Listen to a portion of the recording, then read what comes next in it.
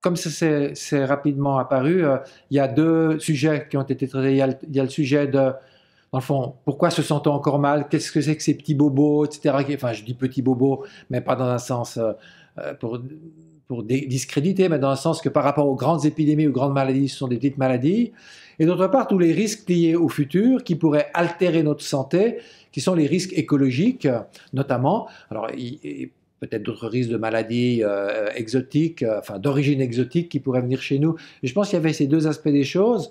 L'aspect des maladies psychosomatiques, comme on les entend appeler, qui continuent, d'autre part les nouveaux risques, et la place de la médecine là au milieu, qui est assez difficile parce qu'elle est dans le fond, fait partie de la solution du problème, mais pour certains, elle fait aussi partie du problème.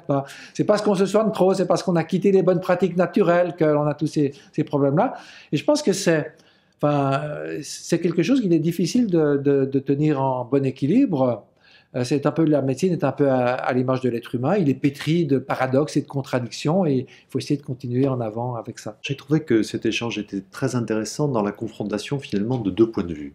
Il y avait d'une part les données objectives qui ont été avancées par tous les intervenants et qui montrent incontestablement une progression dans l'état de santé de la population, et puis il y avait un ressenti qui était un ressenti en léger décalage par rapport à ces données objectives, où on avait le sentiment qu'il y avait au contraire une crainte dans l'apparition de nouvelles pathologies, dans les risques environnementaux, dans le fait que finalement, ce que les données objectives nous disent n'était pas totalement intégré.